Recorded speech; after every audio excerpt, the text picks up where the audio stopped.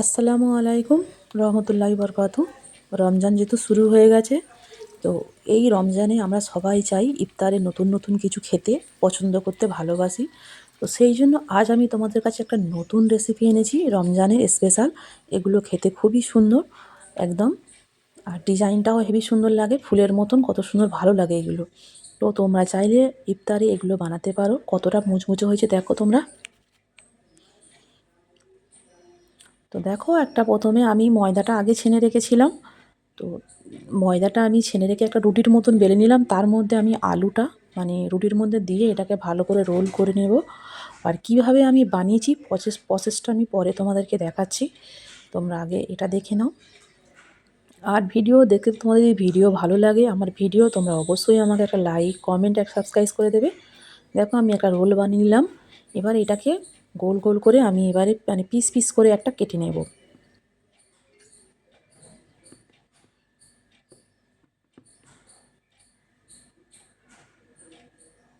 দেখো, piece piece করে আমি কেটে নিলাম। দেখো ডিজাইনটা কত সুন্দর লাগছে ভিতর থেকে। তো এরকমভাবে তোমরা বানাবে, এগুলো খেতেও যতটা ভালো লাগে দেখতেও তেমনি সুন্দর লাগে। আর ইফতারের সময় তো রমজান মাসে এরকম যদি ইফতার 5 জনের সামনে যদি থাকে, নিজেরও একটা খুব ভালো লাগে, একটা ভালো ফিল হয়।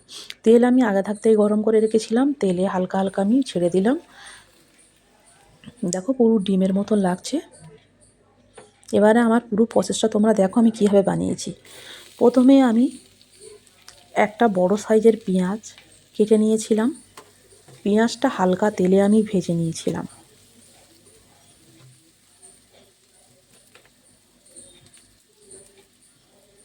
এবারে হালকা লবণ আমি দিলাম। তারপরে আমি লাল মানে শুকনো গুঁড়ো কিছু লাল মশলা আমি অ্যাড করব। তার মধ্যে এবারে আমি কিছুটা এবারে দিয়ে দেবো, একটু হালকা নেড়েচেড়ে নেবে। তারপরে কিছুটা এবারে হলদি, তোমরা হালকা করে হলদি দেবে, কালারটা আসার জন্য, দেখতে ভালো লাগে। দেখো হলদি দিয়ে দিলাম। এবারে তোমরা এর মধ্যে কিছুটা আদা রসুনের পেস্ট অবশ্যই দেবে, কারণ এই আদা রসুনের পেস্টটা দিলে কি হয়, খেতে ভালো লাগে। অল্প করে পানি অ্যাড করলাম। এবারে আমার কাছে মানে যে মশলা ছিল, পিৎজা মশলা ছিল, সেটা আমি দিয়েছিলাম। তোমাদের কাছে যদি থাকে তোমরা দেবে, না থাকলে না দেবে।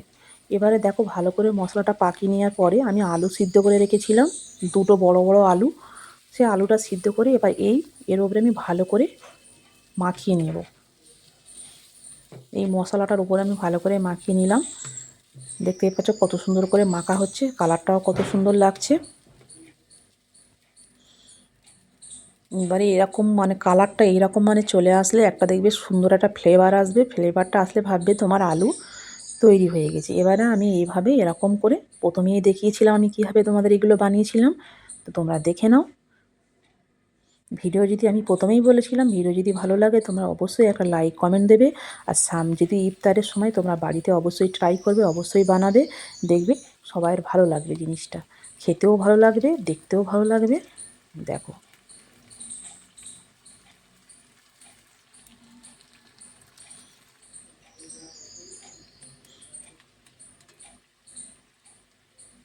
এটা একদম নতুন স্টাইলের পকোড়া।